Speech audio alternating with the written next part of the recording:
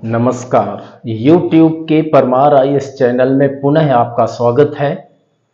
आपका जीवन शुभ हो, आपका दिन शुभ हो। इसी क्रम में आज हम क्लास की शुरुआत करते हैं। जैसा कि हमारी क्लास निरंतर चल रही है, भूगोल विषय की क्लास चल रही है प्रारंभिक परीक्षा के लिए।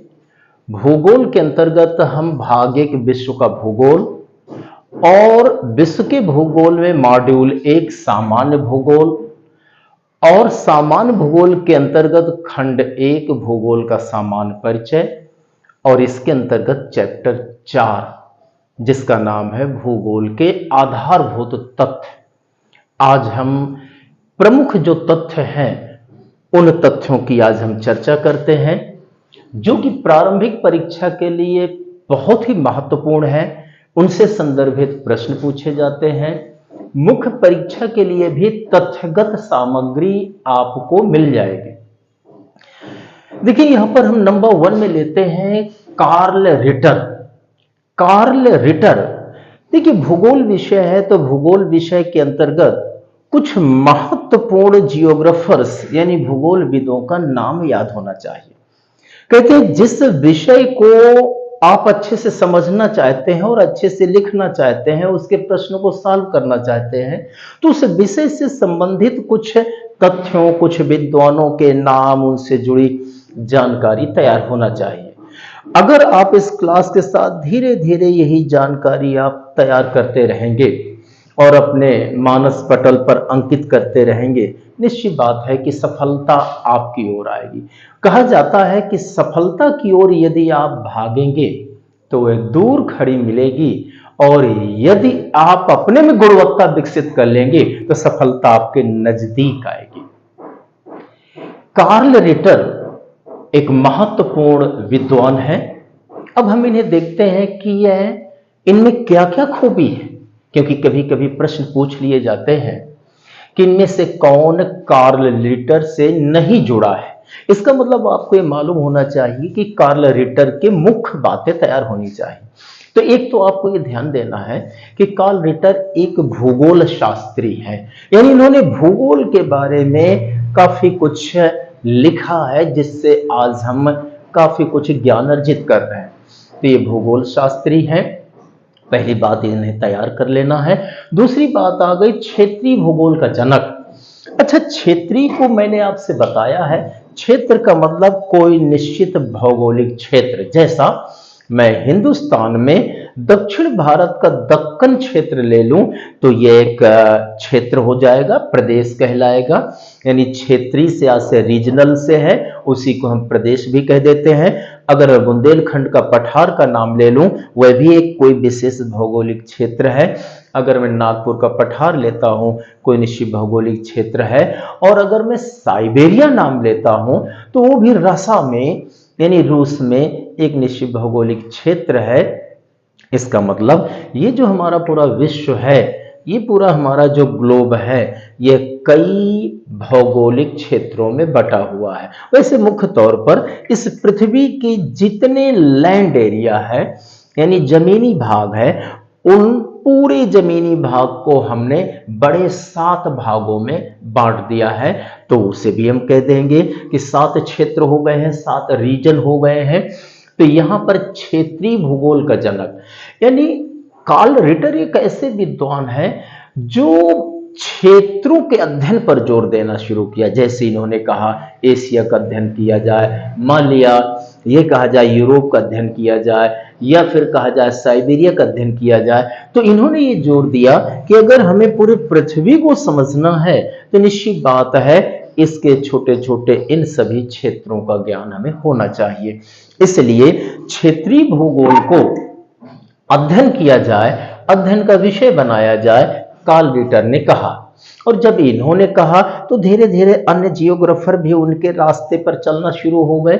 इसीलिए कहा जाता है कि क्षेत्रीय भूगोल की जो शुरुआत इन्होंने व्यवस्थित क्रम में किया, इसलिए क्षेत्रीय भूगोल के बारे में अध्ययन करने के लिए इन्होंने कहा तो कहा गया क्षेत्रीय भूगोल का जनक या उसे क्षेत्रीय भूगोल का पिता, और अंग्रेजी में आ जाता है फादर ऑफ रीजनल जियोग्राफी।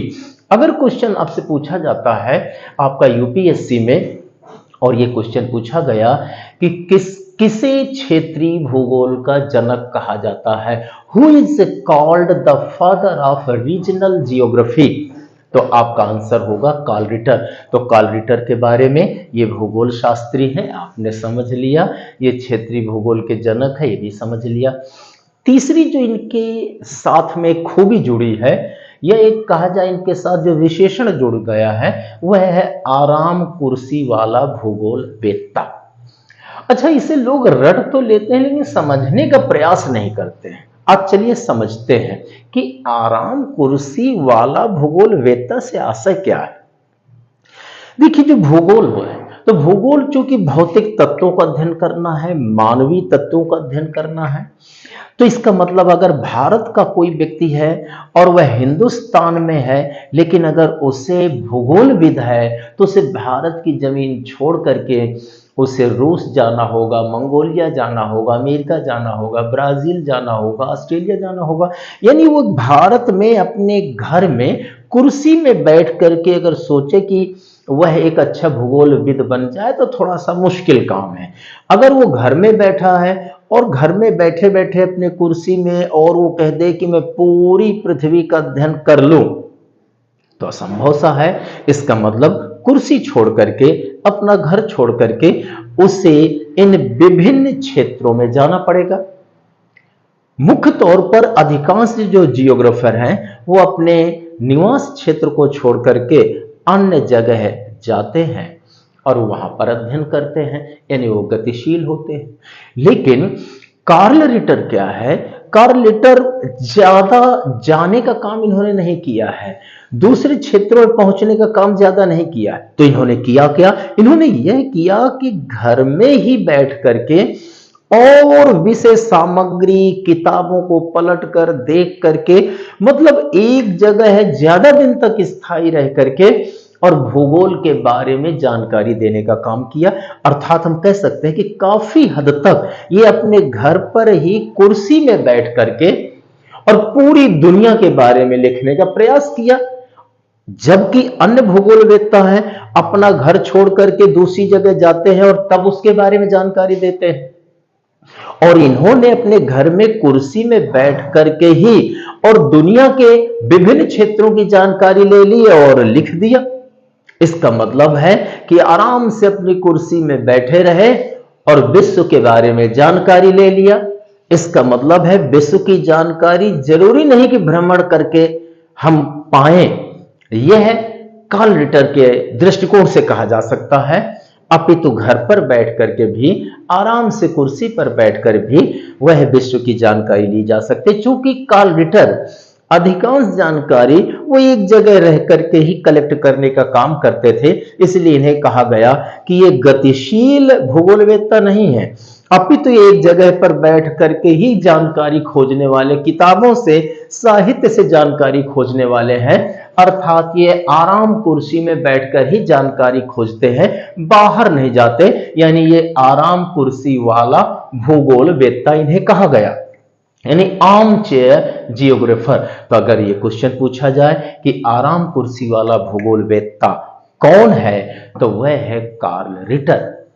देखिए, नौ निश्चयवाद आता है आपका अगला हेड पॉइंट, यानी कार्ल रिटर के बारे में तो हमने देख लिया। अब नेक्स्ट पॉइंट देखते हैं, नौ निश्चयवाद यानी नौ नियतिवाद सिद्धांत कहा जाता है।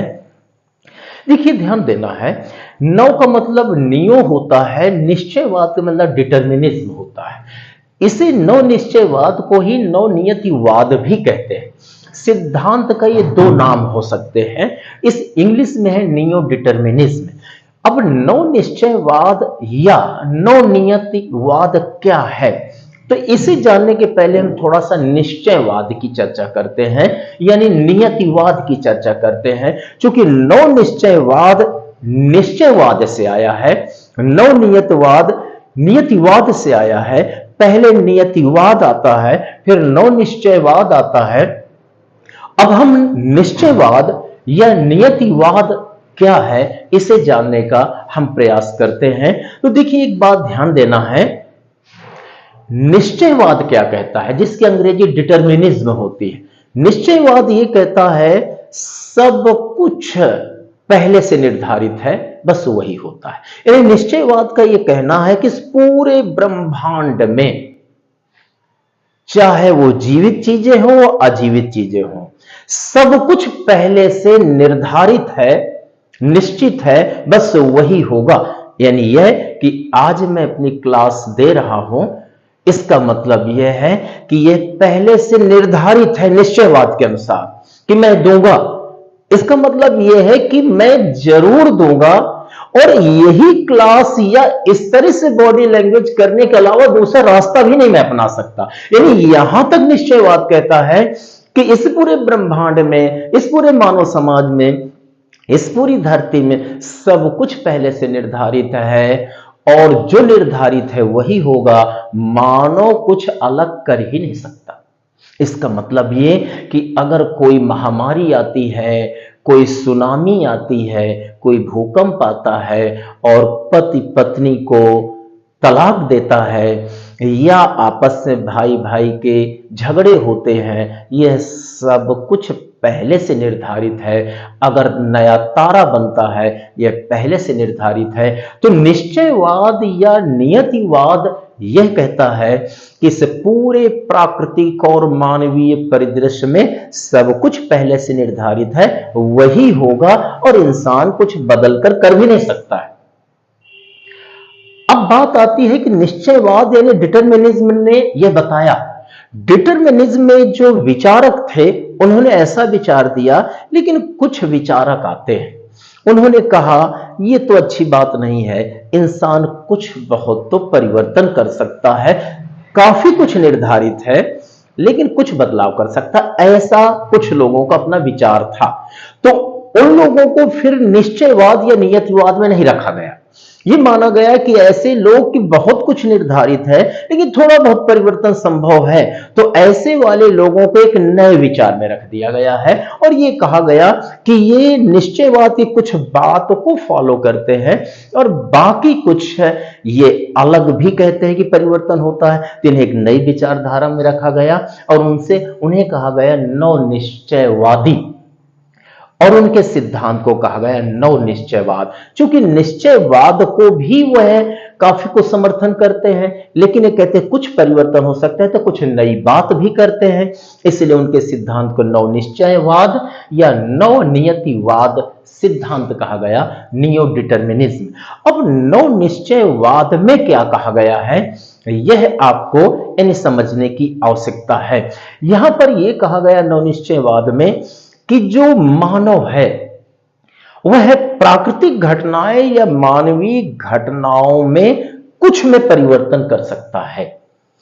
यानी यह कहा गया कि यदि मानव को अनुकूल परिस्थितियां मिलती हैं, तो अनुकूल परिस्थितियों के साथ में वह प्राकृतिक और सामाजिक घटनाओं में कुछ परिवर्तन कर सकता है। लेकिन जब उसकी अनुकूल परिस्थितियां नहीं हैं, विषम परिस्थितियां हैं, तो वह प्राकृतिक घटनाओं और मानवीय घटनाओं में कोई बदलाव नहीं कर सकता। इसका मतलब नव निश्चयवाद यह कहता है कि मुख्य तौर पर जब अच्छी तस्वीर आ जाएगी, जब अनुकूल परिदृश्य आ जाएगा, तो मानव प्राकृतिक और सामाजिक परिस्थितियों में कुछ बहुत बदलाव कर सकता है अपनी तकनीक का प्रयोग करके, या फिर सुनामी आदि को वह नियंत्रित कर सकता है यदि उसे तकनीक का है। इसी तरह भूकंप आ रहा है तो उसकी जानकारी ले सकता है, लेकिन अगर परिस्थिति उसके विषम है तो वह परिवर्तन नहीं कर सकता।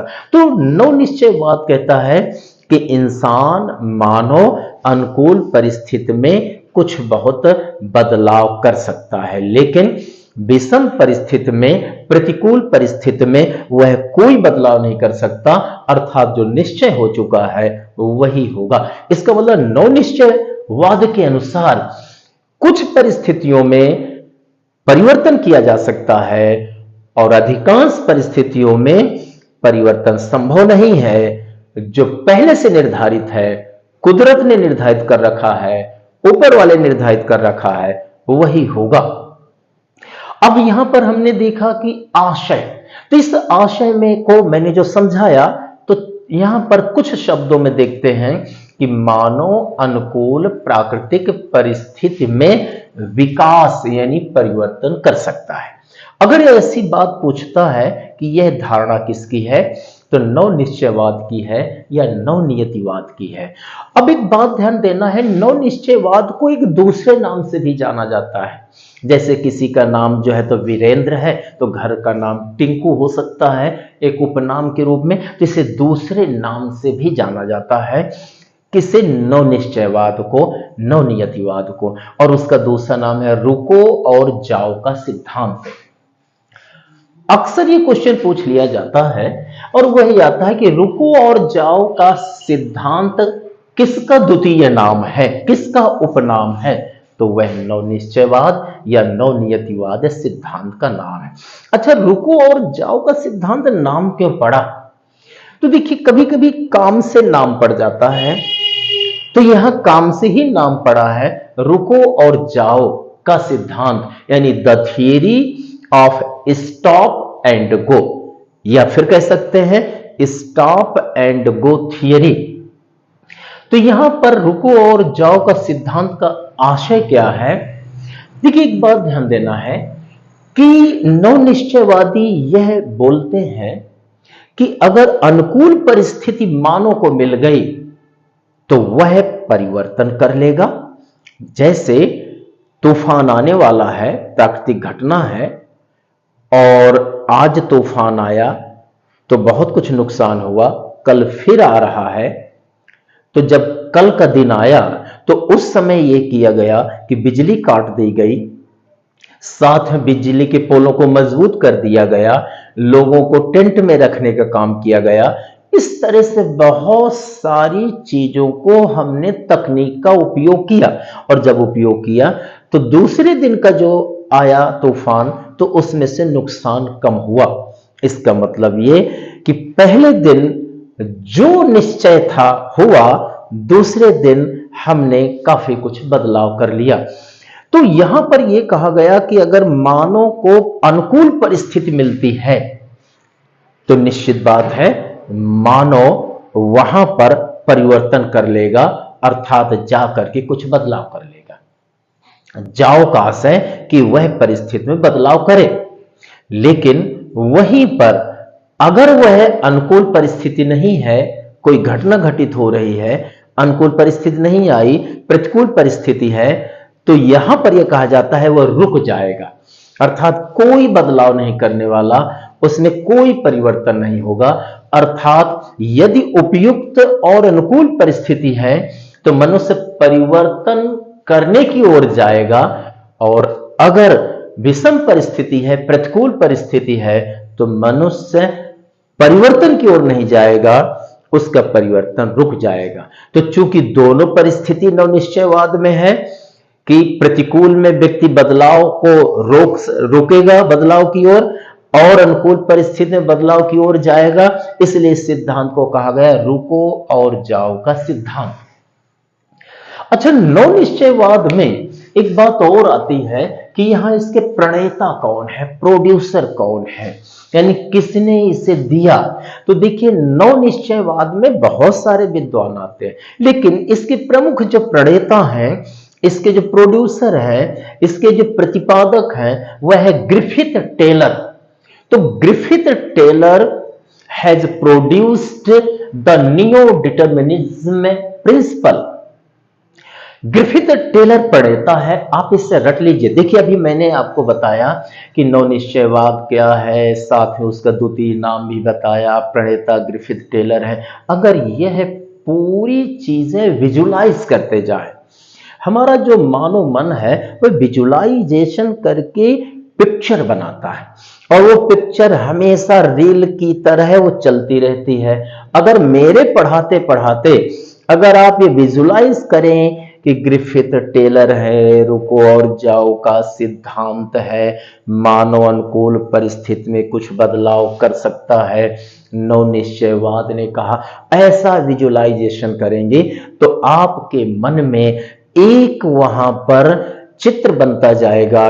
और जब ये चित्र बन गया, फिर अगर 2 दिन बाद सोचेंगे कि परमार सर ने यह हमें ऐसे समझाया था, क्या समझाया था? नौ निश्चयवाद। अब नौ निश्चयवाद ध्यान आया, फिर ग्रिफिथ टेलर ध्यान आ गया, रुको और जाओ का सिद्धांत 2 दिन बाद ध्यान आ गया। ये क्यों आया? क्योंकि आज मेरे साथ पढ़ते पढ़ते आप उसे विजुलाइज करके पिक्चर बना रहे हैं। इसलिए कहा गया कि पढ़ने के समय किसी भी चीज को विजुलाइज करके फिगर में और पिक्चर में उसे ढाल लेना चाहिए। और पिक्चर चूंकि कभी लगभग मानो मन नहीं भुला पाता, तो पिक्चर के रूप में आपका वह मैटर बाद में आएगा, उसे रिवाइज करते रहिए और रिवाइज करिए। So please you have to visualise all things that are given here by me, and then you have to create the picture in your mind. That picture will be assistant to you in the examination hall when you have to think that what is the right answer. तो आपको मेरी इस class की बात दिमाग में आएगी। और एक बात ध्यान देना है, मोस्टली जो मेरा अपना अनुभव बता रहा है, अनुभव ये बता रहा है कि अगर आपने क्लास में मेरी ये चीजें सुन ली, तो चाहे वो प्री परीक्षा हो, मेन हो, इंटरव्यू, यही पिक्चर आपका वहां पर तस्वीर आएगी और इस पिक्चर के बेस पर आप सही आंसर की ओर पहुंच जाएंगे। तो यह बहुत ही आवश्यक होता है। तो इसके प्रणेता ग्रिफिथ टेलर हैं। अच्छा, ग्रिफिथ टेलर ने और क्या कहा? इन्होंने कहा प्रकृति ट्रैफिक पुलिस की तरह मानव पर नियंत्रण रखती। एक बात ध्यान दीजिए कि जैसे कि मान लिया हमारा ट्रैफिक का आना जाना जारी है, लेकिन जो ट्रैफिक पुलिस है चौराहे पर खड़ा हुआ है, वह एक तरफ हाथ दे करके रोकता है, और जब वह रोक देता है तो इधर के लोग रुक गए, तब ऐसे लोग निकल जाएंगे, तो निश्चित बात है एक्सीडेंट की तस्वीर नहीं हो पाएगी और काफी कुछ बचाव हो जाएगा। अगर वो न रोके, इधर से लोग आए, इधर से आए, तो दुर्घटना हो सकती है। इसका मतलब है ट्रैफिक पुलिस दुर्घटना ना हो, जल्दबाजी में उससे नियंत्रण करने का काम ट्रैफिक पुलिस करती है। उसी तरह यहां पर जो प्रकृति है, मानो हो सकता है वो सोचे मैं हिमालय को तोड़ करके पूरी मिट्टी, पूरे पत्थर मैं मकान बना डालूं।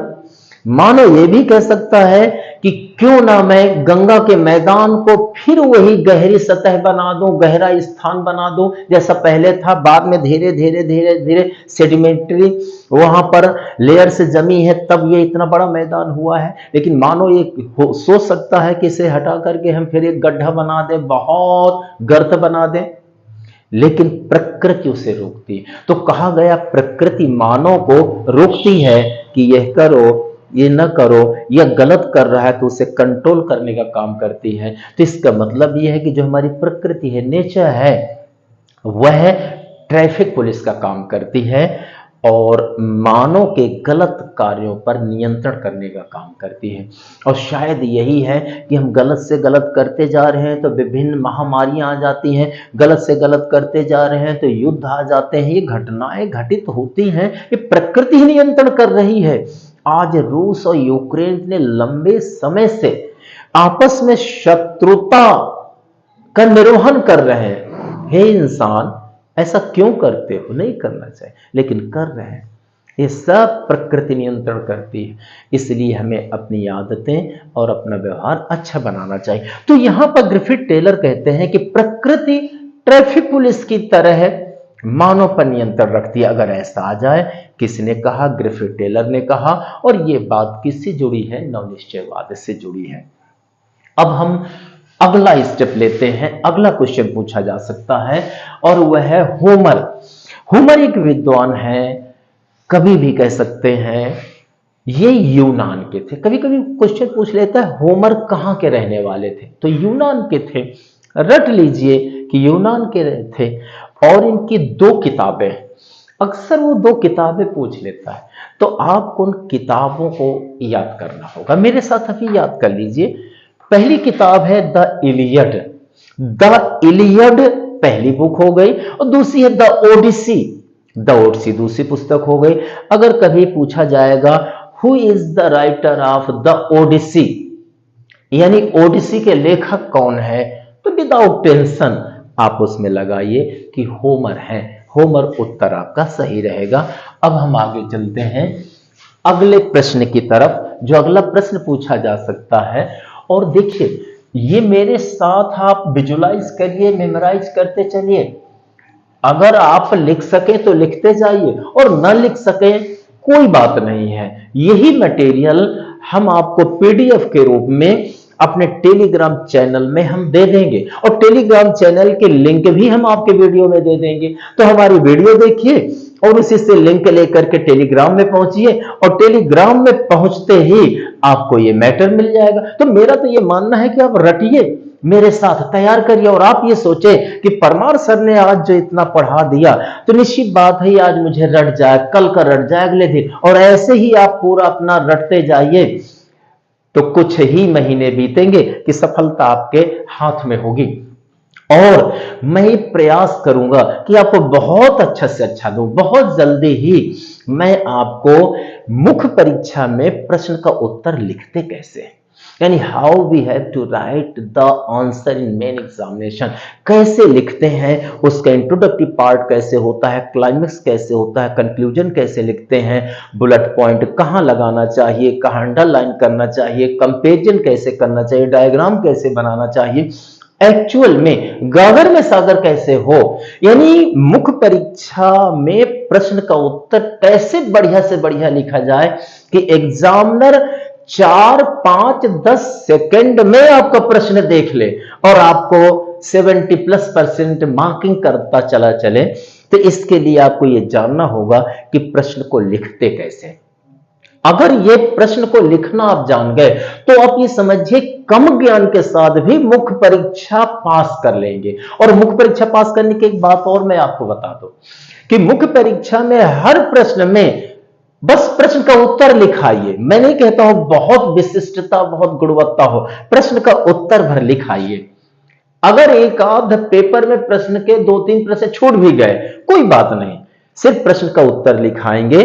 लेकिन जो ढांचा मैं आपको बताऊंगा किस ढांचे से लिखना है, इस फ्रेमिंग से अगर आप सामान्यतः उत्तर लिखाएंगे तो निश्चित बात है कि आप सफल हो जाएंगे और आप इंटरव्यू देंगे, पूर्णतः आप सफल व्यक्ति होंगे और फाइनल लिस्ट में आपका नाम होगा।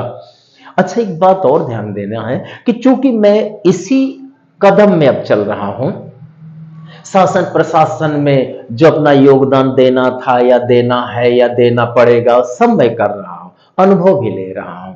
मेरे कुछ मित्रों ने कहा था जब मेरा सिलेक्शन हुआ था तो मित्रों ने यह कहा था कि परमार सर का डिमोशन हो गया है। मैं बड़ा आश्चर्य में पड़ गया कि डिमोशन हो गया, क्योंकि परमार सर सिलेक्शन के पहले अध्यापन का कार्य करते थे, सिविल सर्विसेज के लिए पढ़ाते थे, आईएएस के लिए पढ़ाने का काम करते थे, तो मैं पढ़ाने का काम करता था। और जब मेरा सिलेक्शन हुआ तो मेरे मित्रों ने कहना शुरू किया प्रयागराज जो पूर्व का इलाहाबाद, चूंकि इलाहाबाद ही मेरी जन्मस्थली रही किसकी, शिक्षक के रूप में, तो वहां पर जब मैंने पढ़ाना शुरू किया, सिविल सर्विसेज में बेहतर देता था, प्रयास और बेहतर था, अब और बेहतर है। तो जब मैंने ये काम लंबे समय तक किया, फिर मेरा सिलेक्शन हुआ और जब सिविल सर्वेंट बना तो मेरे मित्रों ने कहा कि मेरा डिमोशन हो गया है। लेकिन मैं आश्चर्य में डूब गया कि ऐसा क्या है। उस समय उन्होंने कहा डिमोशन ये कि जो कई लोगों को अधिकारी बना चुका है अब वो खुद अधिकारी क्यों बन रहा है, उसको सैकड़ों सैकड़ों लोगों को अधिकारी बनाना चाहिए। खुद बनेगा तो एक बनेगा, लेकिन हजारों को बनाए वो ज्यादा अच्छा है। तो उन्होंने डिमोशन इस रूप में किया कि अधिकारी बनाने के क्रम में यदि मैं बन गया, फिर अध्यापन छोड़ दिया मैंने, तो एक ही अधिकारी बनाया, और अगर मैं अध्यापन करता रहा तो हजारों बनाऊंगा, इस रूप में, यानी एक रिजल्ट के रूप में डिमोशन में उन्होंने कहा। मैं शांत रहा, लेकिन जब मैंने ज्वाइनिंग ली, लंबा समय गुजारा और विभिन्न प्रकार के पद और विभिन्न प्रकार के कार्यों में जब योगदान देता रहा, चाहे वो आपका निर्वाचन का कार्य हो या पंचायती राज व्यवस्था में विभिन्न कार्यों का निष्पादन करना हो, विभिन्न प्रकार के जांच कार्य करने हो या उसके अलावा निरीक्षण करने हो, जब मैंने पूरा यह सब देखा तो मुझे लगा मेरा डिमोशन नहीं है, मेरा द ग्रेटेस्ट प्रमोशन था मेरा सिलेक्शन। क्यों? क्योंकि मुझे ये लग गया कि जब मैं क्षेत्र में जाता हूं तो क्षेत्र में मुझे व्यवहारिक प्रैक्टिकल नॉलेज मिल रहा है, और सच में अब अध्यापन कार्य करूंगा तो मैं थियोरेटिकल और प्रैक्टिकल दोनों करूंगा। अब प्रैक्टिकल ज्ञान जब मैं प्रस्तुत करूंगा बच्चों के सामने तो बच्चों को चीजें ज्यादा समझा पाऊंगा। तो आज मैं आपसे कहता हूं कि ईश्वर ने जो मुझे वहां सिलेक्शन दिया तो उससे मैंने व्यवहारिक ज्ञान लिया, और उस व्यवहारिक ज्ञान ने मेरे अध्यापन को और निखार दिया। और फील्ड में क्या व्यवहारिकता होती है, सिद्धांत क्या कहता है, सिलेक्शन के बाद क्या करने होते हैं, और कमीशन मेंस या प्री में क्या व्यवहारिकता चाहता है, शायद मैंने अब अपने अध्यापन में इन्हें शामिल कर लिया है और वह आपके सामने हमेशा प्रस्तुत करता रहूंगा। अच्छा, एक बात और, चूंकि मैं प्रयास बढ़िया करता हूं तो प्लीज आपसे भी अनुरोध करूंगा, और अनुरोध यह है कि आप मेरे चैनल को सब्सक्राइब कर ले।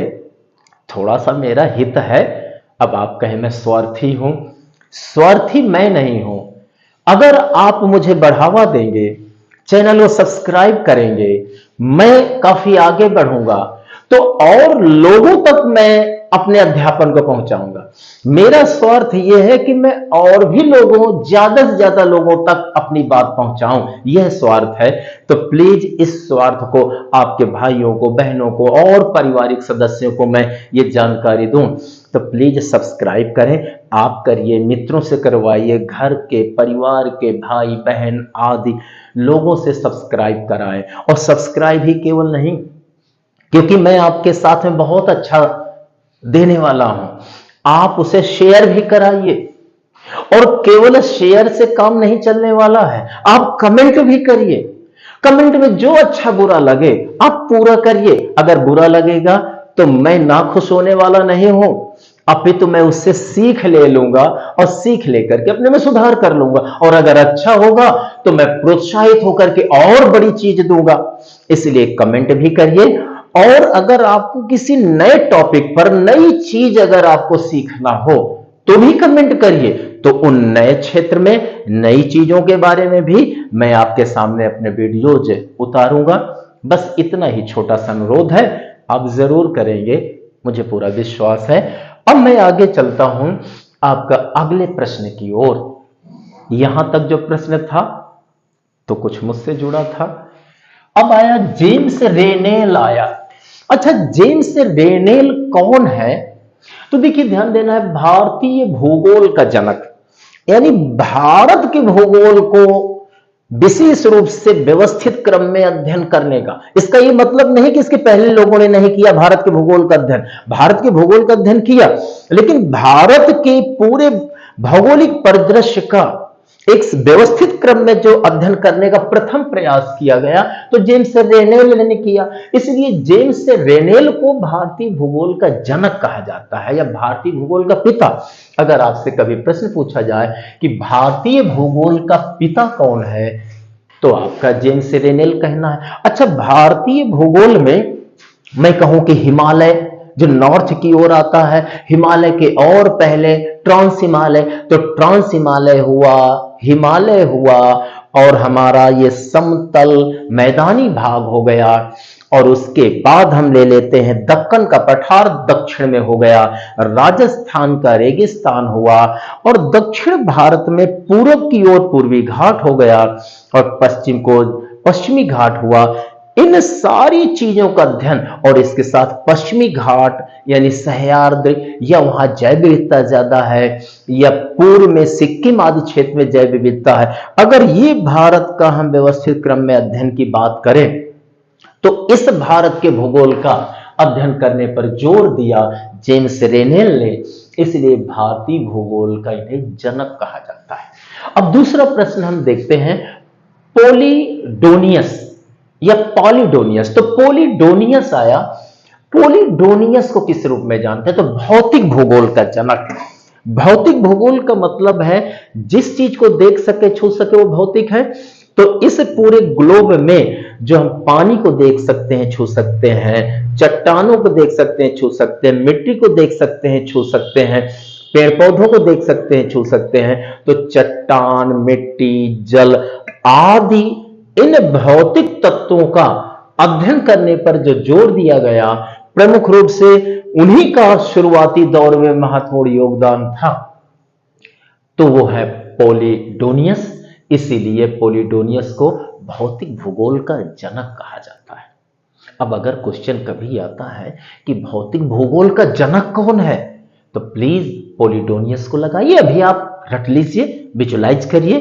पोलिडोनियस, पोलिडोनियस, पोलिडोनियस को किस रूप में जानते हैं? भौतिक भूगोल का जनक। और अगर भारतीय भूगोल का जनक आता है तो जेम्स रेनेल आ जाएंगे। अगर मान लिया कि आपने मेरी क्लास को श्रवण किया और देखा भी, लेकिन अगर सारा का सारा तैयार नहीं कर पाए तो भाई मुझे पीड़ा होगी। एक दो पॉइंट तैयार कर पाए तो वो आपकी खूबी नहीं है। आपकी खूबी यह है कि जितनी मेरी क्लास है हर चीज आपको तैयार हो, और एक बार दो बार और रिवाइज कर जाए कि कभी भी एग्जाम में, किसी एग्जाम में कोई ऐसा प्रश्न आए तो आप उसे बिल्कुल सही बताएं। तो यहां पर भौतिक भूगोल का जनक पोलिडोनियस है। अगला प्रश्न आता है जो पूछा जा सकता है, अगला पॉइंट है कार्ल ओ सावर। एक विद्वान है कार्ल ओ सावर। अच्छा, कार्ल ओ सावर भी भूगोलविद हैं, और जितने भूगोलविद हैं तो इस भौतिक भूगोल पर लिखने का काम किया और इस धरती पर रहने वाले मानव पर। मैंने पहले भी बताया था कि भूगोल हमारा प्रमुख रूप से दो शाखाओं में बटा है, एक भौतिक भूगोल और एक मानव भूगोल। भौतिक भूगोल में पृथ्वी के धरातल का अध्ययन करते हैं, और मानव भूगोल पर धरातल पर रहने वाले मानव का अध्ययन करते हैं, मानव समाज का अध्ययन करते हैं। अब जो हमारा मानव समाज है, चाहे हो जनजाति हो या गोंड जनजाति हो या बैगा जनजाति हो या थारू जनजाति हो या जौनसार बाबर की जनजातियां हो, कोई भी खरवार हो, ये जो जनजातियां हैं या ग्रामीण समाज है, नगरीय समाज है, तो चाहे जनजाति हो, गांव हो, नगर हो, ये सभी हमारे समाज हैं। और समाज चलता है संस्कृति से। जैसे मेरा शरीर है तो मेरा शरीर आत्मा से चलता है। ये आत्मा, आत्मा यानी सांस, ब्रेथ। लोग कहते नहीं एक एक सांस अटकी हुई है, तो जो मेरी सांस है, सांस ही तो मेरा जीवन है। सांस निकल गई है, शरीर बेकार। सांस है तो शरीर का महत्व है। तो जैसे मेरी आत्मा है तो शरीर चल रहा है, तो समाज जो चल रहा है तो उसकी आत्मा है संस्कृति। अगर हम मेरे शरीर से आत्मा निकाल लीजिए तो शरीर बेकार, तो समाज से संस्कृति रूपी आत्मा निकाल लीजिए तो समाज बेकार। तो ये आत्मा क्या है, तो संस्कृति क्या है? संस्कृति आत्मा है, और संस्कृति में मानव द्वारा निर्मित भौतिक अभौतिक चीजों को शामिल करते हैं। भौतिक का मतलब है ये मार्कर है, ये ग्लोब है, ये बोर्ड है, ये चीजें आ गई। अभौतिक का मतलब है प्रथा है, परंपरा है, रीति रिवाज है, संविधान है, और ये मानव ने जो बनाया है। तो समाज हमारा इसी से चलता है। तो मानव द्वारा निर्मित जो भौतिक अभौतिक चीजें हैं, यही संस्कृति है। इसे आप हटा दीजिए तो मानव तो बेकार है, अकेला है। इसलिए कहा गया कि किसी भी समाज में संस्कृति बहुत महत्वपूर्ण भूमिका निभाती है। तो हमारे एक विद्वान है कार्ल ओ सावर।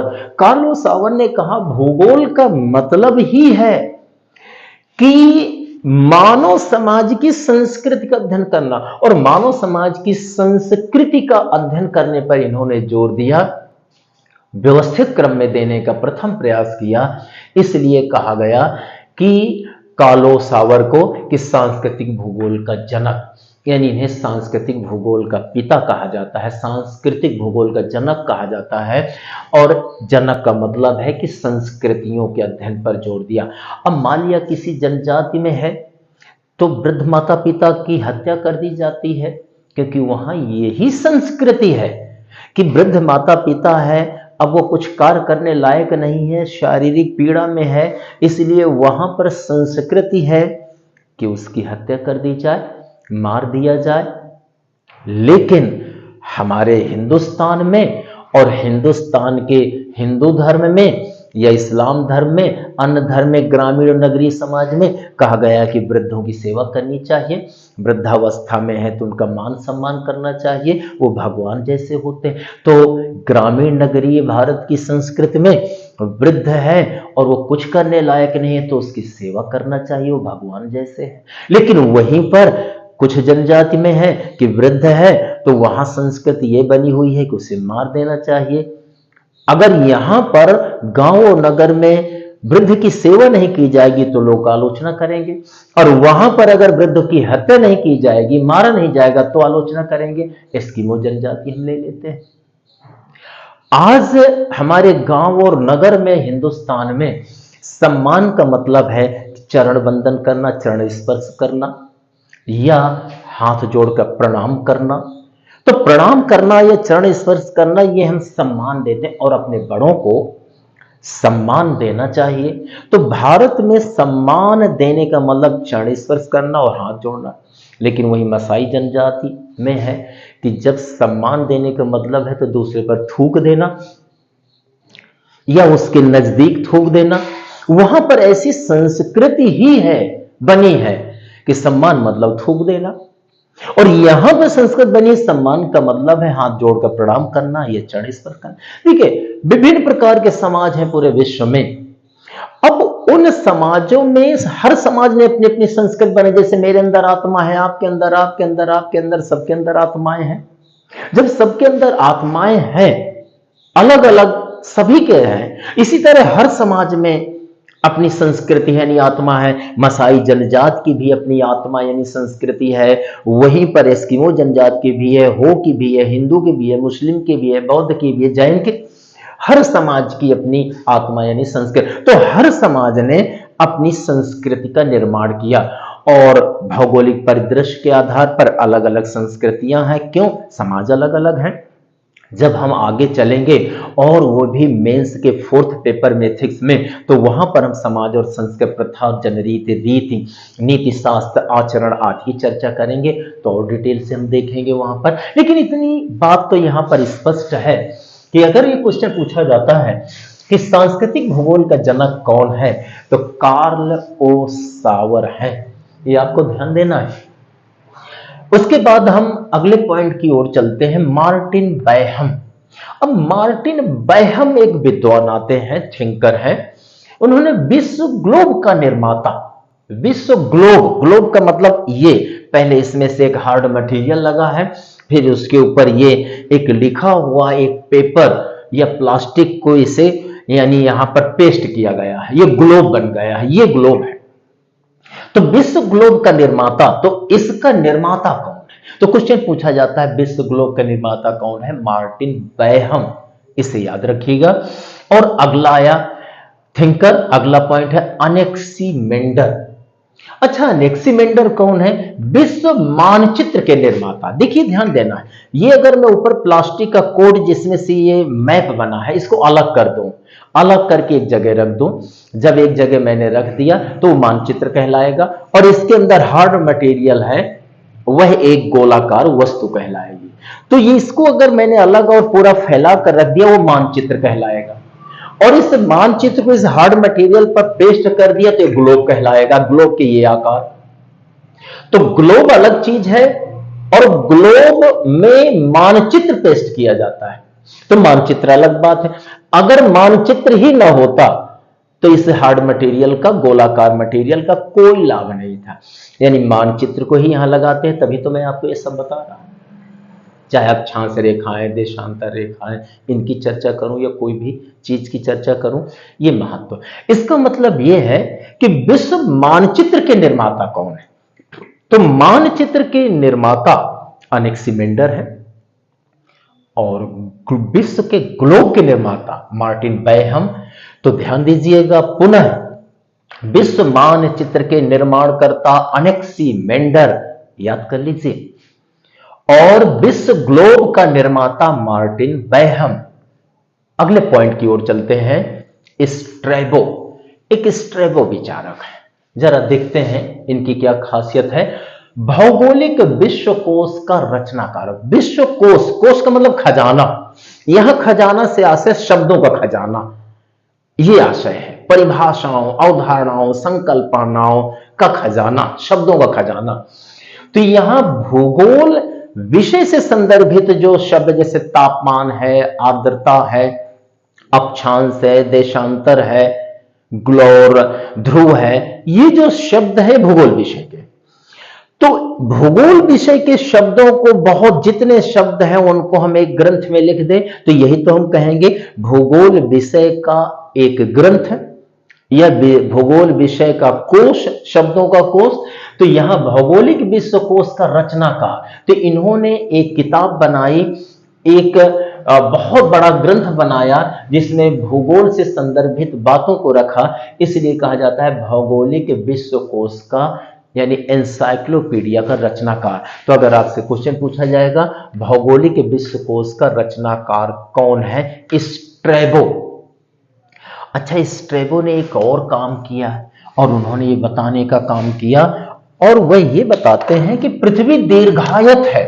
क्या गजब की बात है, इन्होंने कहा कि पृथ्वी दीर्घायत है, या उसका मैं एक सरल शब्द दे रहा हूं कि आपको समझ में आ जाए, आयताकार है, और उसकी अंग्रेजी है ओबलॉन्ग। ओबलॉन्ग है यानी अर्थ इज ओबलॉन्ग। अगर यही आप याद कर लें कि पृथ्वी दीर्घायत है या आयताकार है या अर्थ इज ओबलॉन्ग, ऐसी बात किसने कही, स्ट्रैबो ने। बस इतना याद रखना है।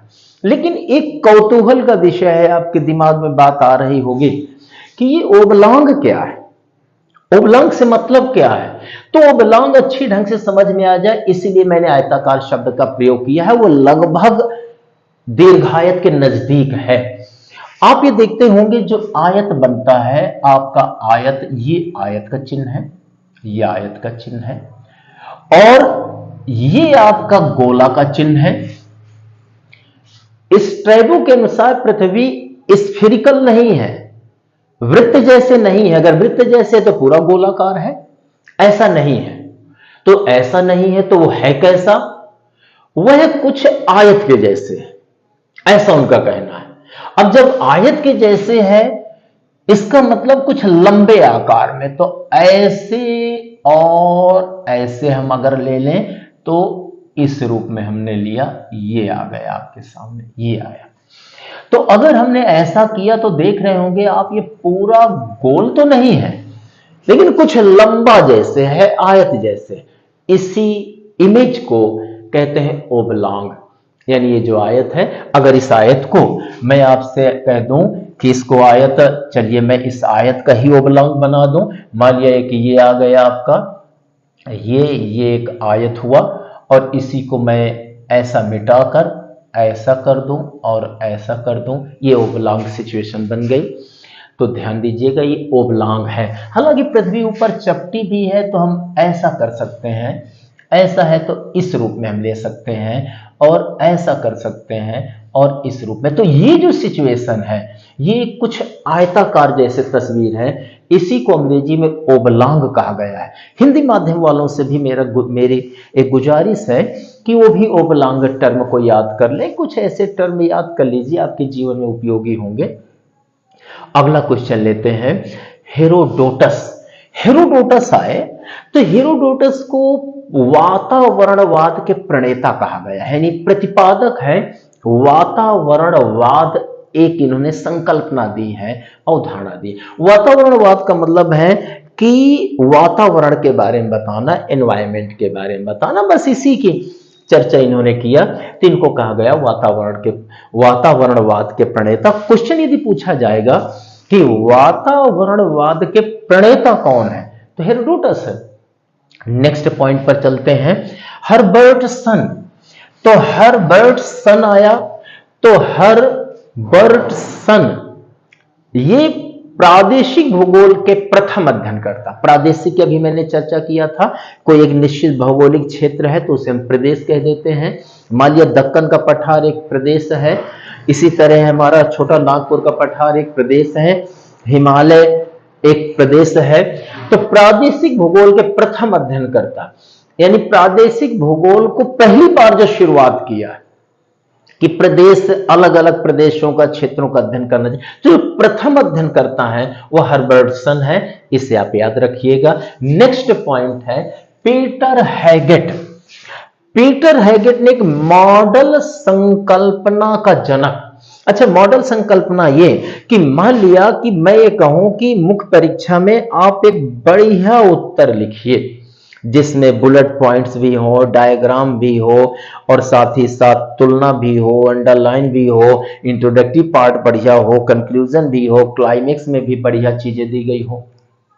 अगर मैं ये कहूं कि आपको ऐसे करना है, ये रूप आ जाए, ये रूप आ जाए, इंट्रोडक्टिव पार्ट हो गया, क्लाइमेक्स पार्ट हुआ, कंक्लूजन, अगर मैं कहूं कि इसे एक बढ़िया प्रश्न लिखें, तो आप कहेंगे कि सर ये हमें नहीं पता है, एक मॉडल दे दीजिए, एक दो प्रश्न का उत्तर दे दीजिए मॉडल।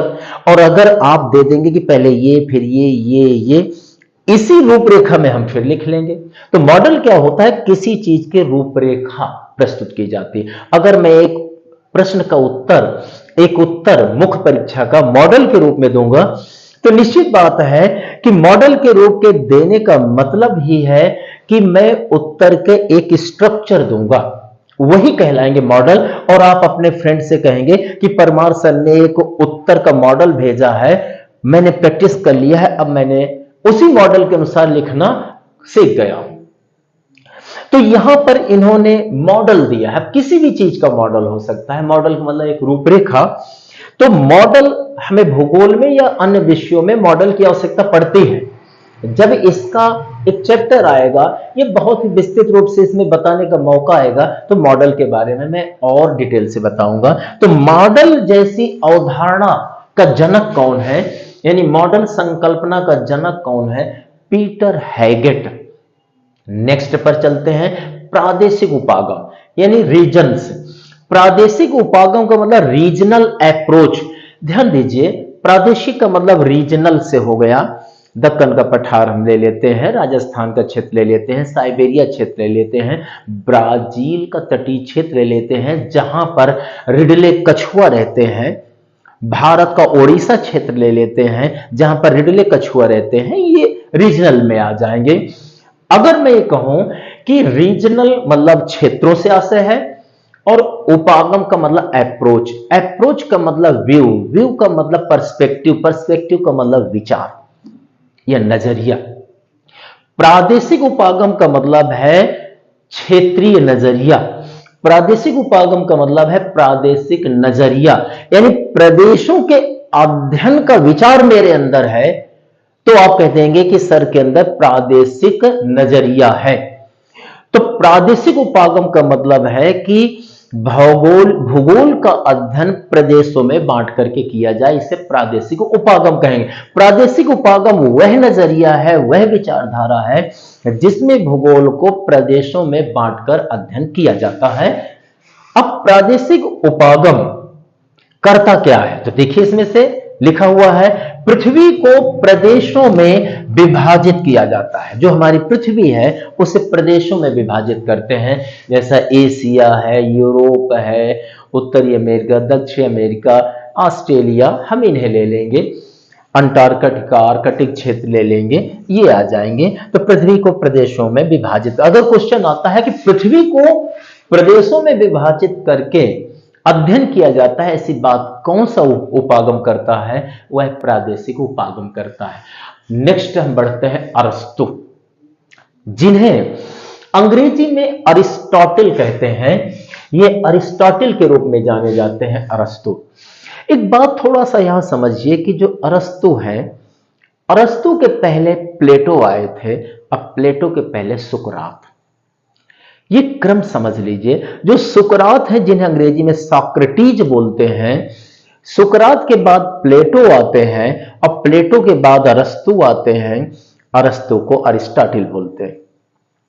सुकरात के बारे में आप अच्छे ढंग से जानते हैं, और जब हम जीएस का 4th पेपर एथिक्स में चलेंगे, मेंस का, आईएएस का, तो वहां पर हम लोग चर्चा करेंगे कि अरस्तु ने एथिक्स में क्या बताया।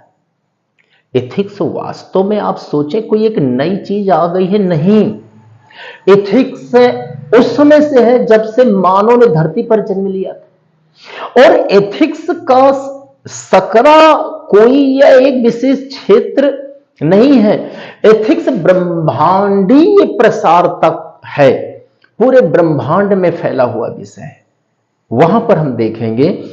लेकिन जब सुकरात आते हैं तो सुकरात ने अपने सारे विचार दिया, हालांकि अनहोनी हुई सुकरात के साथ में। सुकरात के एक शिष्य हुआ करते थे प्लेटो। अब प्लेटो ने बहुत कुछ लिखा है, साम्यवाद पर लिखा है, परिवार के बारे में लिखा है, सैनिक को विवाह नहीं करना चाहिए, यानी पारिवारिक साम्यवाद का, इन सब के बारे में लिखा है। इसका जब प्रसंग आएगा, जब चैप्टर आएगा, तब हम अध्ययन करेंगे। लेकिन सुकरात के शिष्य प्लेटो आते हैं और प्लेटो के शिष्य अरस्तु आते हैं। अब आपको एक क्रम ध्यान देना है कि सबसे पहले सुकरात ले, इन तीन विद्वानों में सुकरात के शिष्य प्लेटो, इसका मतलब सुकरात पहले आए, प्लेटो बाद में आए और प्लेटो उनके शिष्य बने। अब प्लेटो के शिष्य बनते हैं आपके अरिस्टोटल, अरस्तु, अरस्तु बाद में आते हैं। तो यहां पर अरस्तु, अच्छा कुछ ही विद्वान होते हैं जिनकी मृत्यु और जन्म के बारे में पूछा जाता है। तो कुछ विद्वानों का जन्म और मृत्यु जरूर आप समझिएगा और उसे तैयार रखिएगा। मैं सबके बारे में जन्म और मृत्यु की बात नहीं करता, लेकिन यहां पर देखिए अरस्तु के जन्म और मृत्यु मैंने लिख रखा है, मैं आपको समझा रहा हूं और याद करा रहा हूं, इसका मतलब इनका पूछा जाता है। अरस्तु का जन्म हुआ था 384 ईसा पूर्व। देखिए ईसा मसीह, जिसे हम गॉड कहते हैं, परमेश्वर कहते हैं, ईश्वर है, तो ईसा मसीह, जब ईसाई धर्म मानता है कि ईसा मसीह उनके भगवान, और ईसा मसीह जिस दिन जन्म लेते हैं उस दिन से पूरे धरती का पहला दिन गिना गया कि आज पहला हुआ। उसके पहले दिन थे, लेकिन कहा गया लंबे समय से विक्रम संवत से लेकर शक संवत सब चल रहे हैं और भी संवत। लेकिन जब ईसा मसीह इस धरती पर आते हैं तो पहला दिन माना गया, पहला, दूसरा, तीसरा, 1 महीना, 2 महीना, 3 महीना, 1 साल। तो इसे कहा जाएगा ईसा के जन्म के बाद 1 साल। तो इसे हम कहेंगे 1 ईस्वी। ईस्वी यानी ईसा मसीह से जुड़ा है। फिर उसके बाद 2 साल तो 2 ईस्वी, फिर 100 साल 100 ईस्वी, फिर 500 साल 500 ईस्वी। ईसा मसीह के जन्म के बाद 500, 1000 साल, 2000 साल, अब प्लस 25 साल गुजर गए। ईसा मसीह के जन्म से लेकर के आज 2025 साल गुजर गए, यानी 2000 गुजर गए, 25 और 2025, इसीलिए हम लिखते हैं 2025।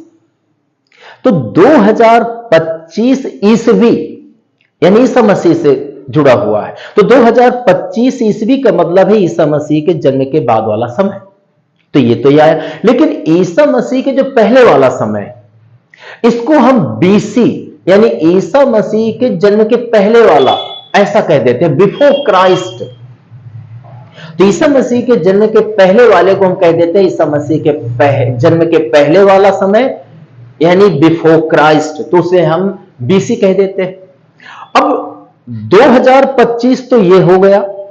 ईसा मसीह के अगर हम पहले चले, 1 साल पहले, 2 साल पहले, 3 साल पहले, 4 साल पहले और 100 साल पहले, 200 साल पहले, 300 साल पहले और 384 साल पहले, इसका मतलब ईसा मसीह से अगर जन्म के हम 384 ईसा पूर्व में चलते तो यहां पर जन्म हुआ था अरस्तु का। यहां अब जन्म यहां हुआ तो अरस्तु का जीवन ऐसे बढ़ेगा। तो जब 3084 में जन्म हुआ तो मृत्यु यहां है, इधर होगी, इधर होगी। तो जब यहां से हम चलेंगे तो 322 पहले आएगा, फिर 23 आएगा, फिर 24 आएगा, फिर 25 आएगा, फिर 384 आएगा। क्योंकि जब अरस्तु जन्म लेते हैं तो जन्म लेने के बाद उनका जीवन आगे की ओर बढ़ा। जैसे आज 2025 में कोई बच्चा जन्म लेगा तो 26, 27, 28, 29 आगे बढ़ेगा। तो जब यहां पर अरस्तु जन्म लेते हैं 384 ईसा पूर्व में, ये ईस्वी की शुरुआत है, यहां लेते हैं जन्म। तो जब जन्म लेते हैं 384 तो धीरे धीरे करके उनका जीवन बढ़ा और यहां 322 ईसा पूर्व में मर गए। इस दुनिया में नहीं रहे। इसका मतलब ये कि यहां से हम जब चलेंगे तो 322 और फिर 23, 24, 384, तो 384 ईसा पूर्व में जन्म हुआ है अरस्तु का, और उनकी जो मृत्यु हुई है वह 322 ईसा पूर्व। ईसा पूर्व का मतलब है कि ईसा मसीह के जन्म के पहले। अब ईसा मसीह के जन्म के पहले, तो अब आप 2025 में 384 जोड़ दीजिए, उतने हो गए, यानी करीब आपके, यानी 2400 साल से के पहले की बात है। 2025 अभी ले लें और 384 यानी 2400 साल पहले की बात है, तब अरस्तु का जन्म होता है और मृत्यु होता है 322 ईसा पूर्व। एक बात ध्यान देना है, कभी भी आपका क्वेश्चन पूछा जाए किसी भी परीक्षा में, तो अगर पूछा जाए अरस्तु का जन्म कब हुआ था, या हमारा ये क्वेश्चन पूछा जाता है अरस्तु से संबंधित कौन नहीं है, 3 या 4 पॉइंट दे देगा, फिर ए बी सी ऑप्शन बनाएगा और कहेगा 1 2 3 सही है, 1 2 3 4 सही है, 1 2 सही है, 2 3 सही है, कोई नहीं सही। तो अगर आपको ये पता रहेगा कि अरस्तु का जन्म कब हुआ है, तभी तो आप सही गलत कर पाएंगे। तो अरस्तु का जन्म 384 ईसा पूर्व हुआ है और उनकी मृत्यु 322 ईसा पूर्व हुई है। और ये रहने वाले कहां थे? यूनान के रहने वाले थे। और ये थे कौन? दार्शनिक। दार्शनिक कौन होता है? जो दर्शन यानी विचार देता है। हम दर्शन को समझेंगे कि व्हाट इज द फिलॉसफी, दर्शन है क्या, तो ये यूनानी दार्शनिक थे, ये भी याद रखना। और देखिए यहां पर लिखा प्लेटो के शिष्य थे, और प्लेटो के शिष्य थे। तो अब आप थोड़ा सा देखिए यहां पर कि सुकरात है, सुकरात के शिष्य प्लेटो हुए, प्लेटो के शिष्य अरस्तु हुए, और अरस्तु का शिष्य सिकंदर आ गया। इन 4 लोगों को देखिए, तो सबसे पहले आपका सुकरात आया, फिर वहां पर अरस्तु सुकरात आ गए, फिर प्लेटो आ गए, फिर अरस्तु आ गए, फिर सिकंदर। तो ये अरस्तु सिकंदर के गुरु थे, ये भी याद रखना है आपको। और इनकी जो पुस्तकें हैं, इन पुस्तकों को आप समझिए कि इनकी पुस्तकें हैं, ये निकोमैकियन एथिक्स, निकोमैकियन एथिक्स इनकी एक बुक आ जाती है, और दूसरी इनकी पुस्तक है अरिस्टोटल मेटाफिजिक्स, और तीसरी पुस्तक है पोएटिक्स, और चौथी है द पॉलिटिक्स। 4 किताबें आप इनके याद रखिएगा। और इन्होंने, अरस्तु ने कहा क्या? अरस्तु ने कहा पृथ्वी गोल है। जैसा भी मैंने यहां पर ओबलांग की बात की, और ओबलांग में स्ट्रैबो ने कहा पृथ्वी ओबलांग है, यानी लगभग कुछ आयताकार है, इस रूप में है। लेकिन वहीं पर अरस्तु कहते नहीं, पृथ्वी गोल है, पृथ्वी गोल है यानी इस रूप में है, स्फेरिकल है। तो पृथ्वी गोल है ऐसी बात अरस्तु कह रहे हैं, और पृथ्वी दीर्घायत है, ओबलांग के रूप में है, ये स्ट्रैबो कह रहे हैं। थोड़ा सा तुलनात्मक भी अध्ययन किया करें तो ये बात और स्पष्ट हो जाती है। फिर आता है क्लॉडियस टालमी, नेक्स्ट पॉइंट में क्लॉडियस टालमी। देखिए एक बात ध्यान देना है, क्लॉडियस टालमी ने जो भूगोलवेत्ता है या जो रिसर्चर है, अन्वेषक है, उनको उन्होंने टेरा इनकॉग्निटा कहा है। यानी क्लॉडियस टालमी ने भूगोलवेत्ताओं और अन्वेषकों को टेरा इनकॉग्निटा कहा है। क्वेश्चन पूछा जाएगा किसने भूगोलवेत्ताओं को टेरा इनकॉग्निटा कहा है, तो क्लॉडियस टालमी कहा है। लेकिन टेरा इनकॉग्निटा का मतलब क्या है, तो इसका अर्थ है अनजान भूमि की खोजों की प्रेरणा प्रदान की। यानी जो पता ही नहीं है हमें कोई क्षेत्र कि वो है इस धरती पर, और कोई भूगोलविद ढूंढे तो उसके लिए अनजान भूमि है, तो अनजान भूमि को ढूंढ लिया। ऐसे ही दूसरा भूगोलविद अनजान भूमि को ढूंढ लिया और ढूंढ लिया। जो अनजान भूमि को ढूंढने वाला है उसी को कह दिया जाता है टेरा इनकॉग्निटा। तो उन्होंने कहा कि सभी को टेरा इनकॉग्निटा बनना है, अनजान भूमि ढूंढिए, और जब ऐसा होगा तो कुछ नई नई खोजें आएंगी, इस रूप में क्लॉडियस टालमी ने बताया। अच्छा, क्लॉडियस टालमी की किताबें भी हैं, 2 किताबें हैं। पहली किताब आती है अल्मागेस्ट, ये अल्मागेस्ट बुक आ जाती है, तो आप याद रखिएगा अल्मागेस्ट क्लॉडियस टालमी की है। और दूसरी आ जाती है जियोग्राफी, तो जियोग्राफी भी उन्हीं की है। अगले पॉइंट पर हम लेते हैं हिकैटियस। अच्छा, हिकैटियस कौन है? इन्हें भूगोल का जनक कहा जाता है। इसका मतलब भूगोल विषय को जन्म देने में इन्होंने कुछ योगदान किया होगा, तो भूगोल का जनक कहा जाता है। अच्छा, हिकैटियस की बुक है पेरियोडस जेस। तो पेरियोडस जेस किन की पुस्तक है? हिकैटियस की है। अच्छा, हिकैटियस ने एक काम और किया, पृथ्वी का वर्णन किया है। डिस्क्रिप्शन ऑफ अर्थ, यानी पृथ्वी क्या है, कैसे है, किस रूप में बनी है, क्या प्रोडक्शन होता है, यह इसका गर्भ में क्या है, पृथ्वी का वर्णन किया। अब आपका भूगोल का जनक, पेरियोडस जेस और पृथ्वी का वर्णन, ये तीन बातें कही गई हैं हिकैटियस द्वारा, की गई। अब रही बात, हम नोट में थोड़ा देखते हैं। वैसे अगर मुख्य तौर पर हम देखें कि भूगोल के जन्म में भूगोल विषय भी कोई है, इसे लोगों के सामने लाने में सबसे पहले महत्वपूर्ण रूप से व्यवस्थित रूप में जो योगदान दिया है वह इरेटोस्थनीज है। अगर भूगोल विषय को लोगों के सामने लाने का काम सबसे पहले इरेटोस्थनीज ने किया, तो निश्चित बात है भूगोल का जनक या पिता उन्हें माना जाना चाहिए। तो वास्तव में इरेटोस्थनीज ही भूगोल के जनक हैं, भूगोल के पिता हैं, फादर ऑफ जियोग्राफी हैं। लेकिन साथ में हिकैटियस को भी उपमा दे दी गई है, उन्हें भी मान लिया गया है, लेकिन वो बाद में आते हैं।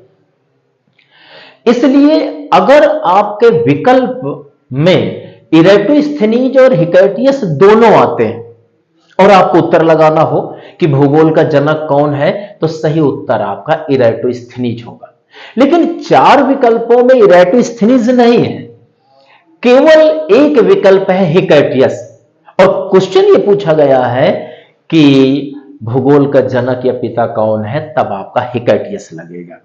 केवल हिकैटियस विकल्प होने पर भूगोल का जनक हिकैटियस, और इरेटोस्थनीज और हिकैटियस दोनों विकल्प होने पर भूगोल का जनक इरेटोस्थनीज होगा, क्योंकि उन्हें हम श्रेष्ठ स्थान इरेटोस्थनीज को देते हैं। आज मैंने आपको भूगोल के आधारभूत तथ्यों को ज्ञान कराया, जो कि एग्जामिनेशन में सिविल सर्विसेज में जरूर पूछा जाता है। अगर इनका ज्ञान आपका नहीं है तो आपको प्रश्न पत्र कठिन लगता है। इसे समझें, जानें और अपना भविष्य बनाएं। आपका दिन शुभ हो, जीवन शुभ हो। धन्यवाद।